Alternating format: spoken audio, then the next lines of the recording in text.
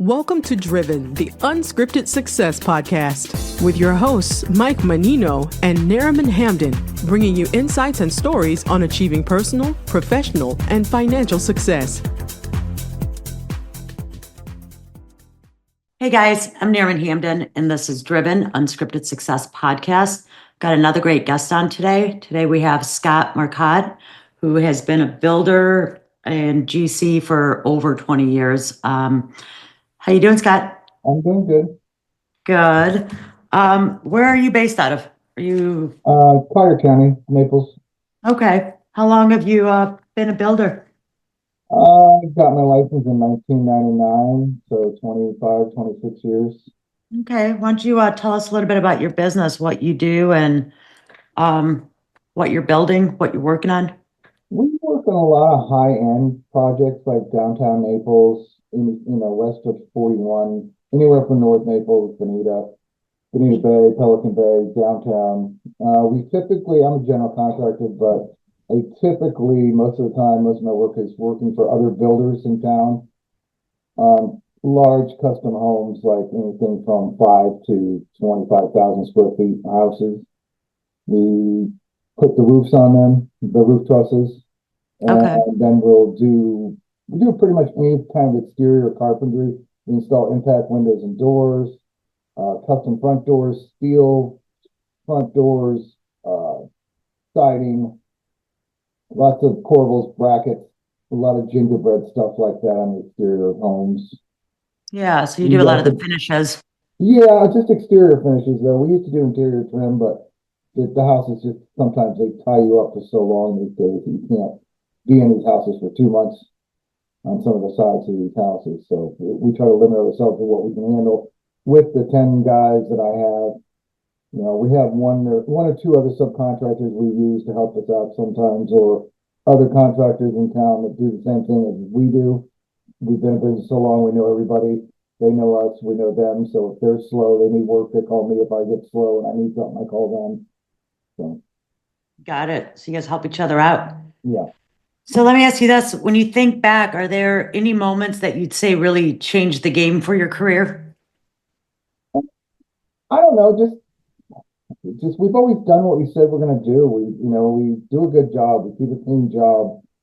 Everybody that works for me is required to speak English. So doesn't matter where you're from. I don't care where you're from, but you got to be able to speak decent English on the job site. So that's why my builders like us, is they know all my guys. All my guys have been with me for 15 plus years. So all the builders know them by name. They have their phone numbers. They walk on the job. They know whoever they talk to is going to relay the message. So we get a lot of callbacks from that. And just having vehicles out there with your name on it is really the only advertising that I've found in 25 years that actually works. The vehicles with names on them and word of mouth from owners or builders or homeowners. Sure. So you're big on referral because of you've proven your work and completing jobs and you've got a good crew. Yeah. So that's definitely plus. So what's a skill or habit you think doesn't get enough credit for contributing to your success? What do you mean by that? What's something that has really separated you from others in your industry that you don't get a lot of credit for? That has credit. I think what's really helped is just honesty and doing what you say you're going to do, showing up when you say you're going to show up. Mm-hmm. Don't promise somebody I'm going to be there tomorrow and you're not going to be there tomorrow. Don't promise them you're going to be there in a week, because jobs change as you go. We're on jobs and we think, okay, this is going to take us 3 weeks. We might be there for 5 because then we're there. Hey, while you're here, can you do this? Hey, while you're here, can you do this? So it kind of pushes on. So you try to keep a schedule, but you can't pull off one job to go start another one. You can't, we have 2 or 3 different crews. Sometimes we're all working together on one big job. Sometimes I've got 3 different crews at 3 different locations. So you just get through there and you're honest with people and you do what you say you're going to do. Even if you underbid the job and you didn't bid it correctly, that you see you're losing money or you're going to lose money, you finish the job because you're the one that signed the contract for that amount. Nobody twisted your arm. You gave them the price for that amount. So you finish it and you don't complain about it. You just do it and you learn from the mistakes and move on. Sure, sure. So how do you encourage your team to think outside the box, and bring new ideas to the table with each job? Just learn with new materials and installation of new type materials. It's like everything we used to do outside was all wood.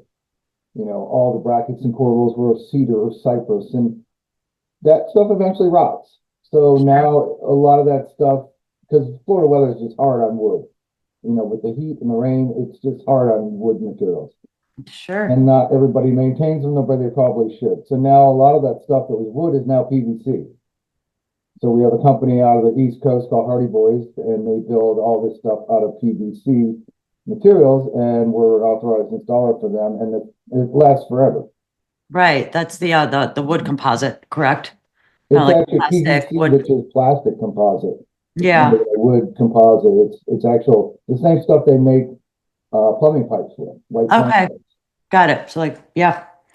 Right. Because Florida, we basically live on a swamp, Exactly. So it's, Right, it's very just horrible on wood. moisture all the time. Yeah. Even like when you get a couple of nice cool days, it's like you can't leave your windows open for more than 2 days or that mold just starts breeding and creeping in. Yep. So, and with that At some wood, point during that day, there's not many days that you can do it. no, that's for sure. So what does a day in your life look like? How do you juggle work and everything else? I've got a pretty good system now these days. Like I said, I've got 10 or 11 guys. I've got a superintendent. I do a lot of the bids. I do the payroll. I do the billing. I have a girl that comes in my office once a week and does all of my billing to the builders and insurance stuff and pays bills. She pays my personal bills. She pays the business bills. But I get up, when I work in the office, I go out, we are constantly going to jobs to look at them for remodels, to assess the situation. We're doing a lot of window change outs now these days because all the older homes now in Naples, everybody wants impact windows and impact doors.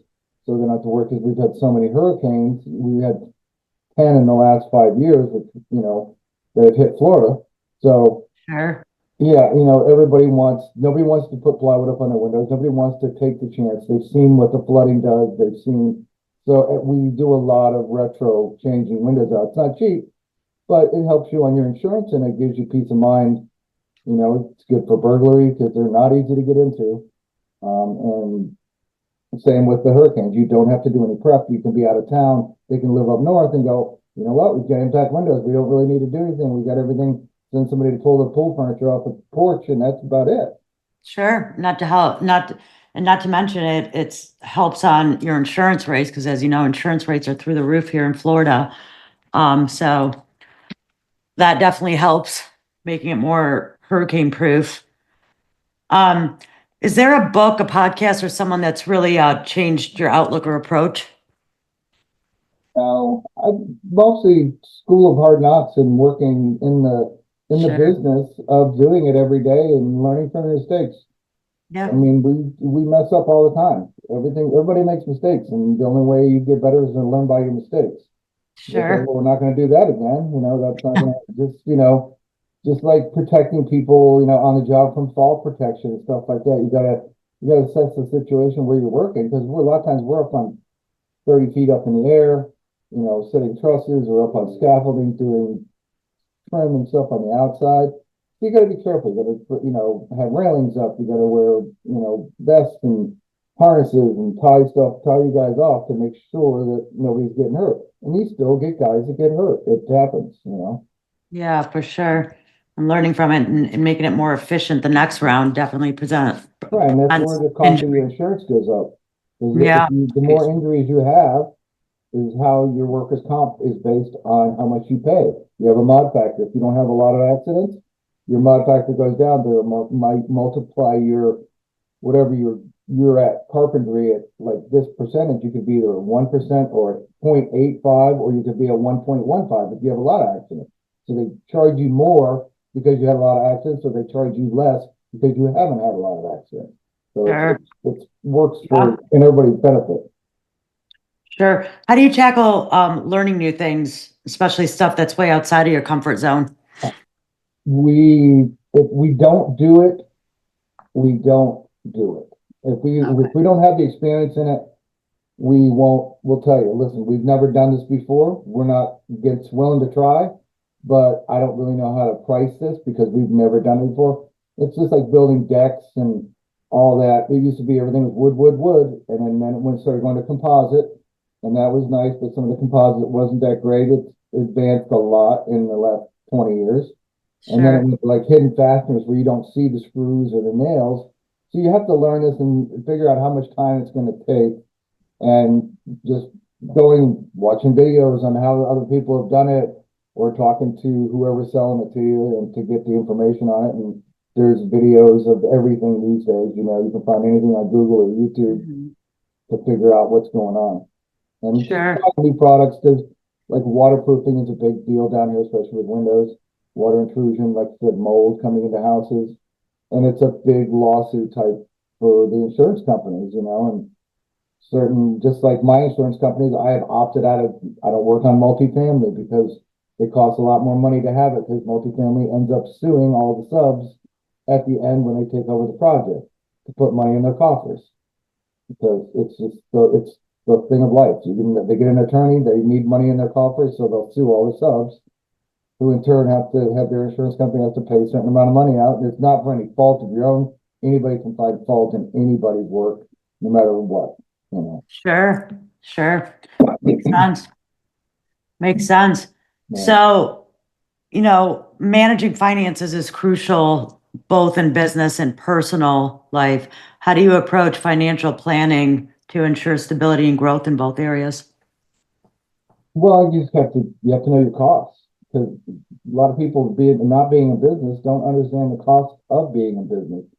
Sure. You give people a price and they're like, that's crazy, I'm not paying that. Well, I pay probably $60,000 a year just in workers' comp, general liability, and automotive insurance. I mean, I've got about six or seven vehicles, and we pay about $22,000 a year just in automobile insurance, because it's commercial policy. And a lot of the businesses don't have commercial policies because they can save money and they put it under their personal name. I just have always been on the books, make sure I'm covered, so if you do get sued, I have that, and then I have general liability, workers' comp, and I have a umbrella policy over all of it. So it's just more, you pay more money to insurance than you do to anything else in the business. Yeah, good gosh. Yeah, that is a lot. So if you had one nugget of advice for someone wanting to follow in your footsteps, what would it be? Honestly. Just be honest. Be honest and follow your word. You tell somebody something, do it. You tell them you can't do it, then they understand. If people want me all the time, like, I need you there on Tuesday. I need you there on Tuesday. It's like, I can't be there on Tuesday. I'll be there on Thursday. And they might be mad at first because they want you there on Tuesday, but then you say, okay, I'll be there on Thursday, and you show up on Thursday and you're ready to go. And it's just honesty with everybody, It is. It's much easier and simpler to just be honest and truthful, just up front, rather than sugarcoating things because you don't want to upset someone, Yeah, and people are always trying to look for the better deal. And it's like, I get it. You'd rather your money stay in your pocket than put it into my pocket. Sure. And I get people all the time, they're like, oh, I'm not going to pay $75 an hour for your guys to show up. They're not worth something. I'm like, well, there's a van, there's insurance, there's tires, there's this, there's, their bonuses. So you got to pay that. I don't want to pay $175 to $300 to an attorney, but guess what? If I want to go talk to an attorney, I'm going to pay it, So I had an attorney tell me that. He's like, oh, I'm not paying that. I'm like, well, I have to pay you if I go in and see you. So it's all relative, Yeah, absolutely. Absolutely. So can you, what strategies have you used, like, with implementing, keeping you guys on track and managing, several projects going on at once? Well, we do a lot of the same things for different builders, and so it's getting the right people at the right place for doing the right job, because everybody has different skill levels, and these two guys might be better at one thing than they are at another. So you put them on the job that they excel at, and you take the other guys and put them on the job that they excel at. And by new equipment and new tools and new processes, sometimes the older guys are not that interested in, I've always done it like this. Well, you know what? We used to cut everything with the saw that wasn't powered either. But now you got a circular saw that cuts stuff rather than using a hand saw. So there's, advancements, in everything. So let's try it out. And if it may work out better, it may be faster. We used to use levels all the time. Now we use lasers, Sure. because it's quicker, it's more accurate, and More it's efficient. easier. Yeah, for sure. Much more efficient. So as we're wrapping up the interview, what exciting plans or initiatives do you have in the works for the next 6 to 12 months? What do you got going on? Oh, we've just got a lot of work coming up. We've got a lot of we were slow here for about 3 weeks, just waiting for jobs to be ready. And because some of these houses might take 8 months to a year to get from dirt to where I'm ready to put trusses on them. Some of the houses we work on them for over a year off and on. They take 2 years to build. They're 15,000, 20,000 square feet of home. So it's not a simple process. So we're constantly going back and forth from one house to the next, for this. We don't have any huge big plans. We're pretty steady with our same builders. I've worked for the same builders for 20 years, even like during the recession when everybody went down to nothing. I went from 35 guys down to myself during the recession and then came back, and now I'm up to like 11 guys. But I'm still working for the same guys I worked for 20 years ago because I'm honest and I do what I say I'm going to do. And if I don't work for them, sometimes people change. I might not be ready to go on to their job, so they hire somebody else. So then they like that guy, so they keep him around for a while, and not because of anything. And I'm like, all of us in this, or it's a small sub base. Everybody knows everybody. So like, they'll call me up and be like, "Hey, Scott, your builder called me. Is it okay to go do this? I don't want to be stealing your work." And be like, "Thanks, but yeah, go ahead. I can't get to it anyways." So, but I don't know. We just do a lot of houses downtown, and they're just coming. There might be a slowdown here coming. We'll see. Everything's been changing. Sure. Stock market's going down. People are losing money in the stock market. So until that comes back, they're not Right. to build houses as much. Right. Not to mention who knows what the effects are going to be on getting supplies as well with all the tariffs. Yeah, we've already seen price increases from that. Are you seeing that already? Yeah, from like appliances and steel and anything that's brought in from another country.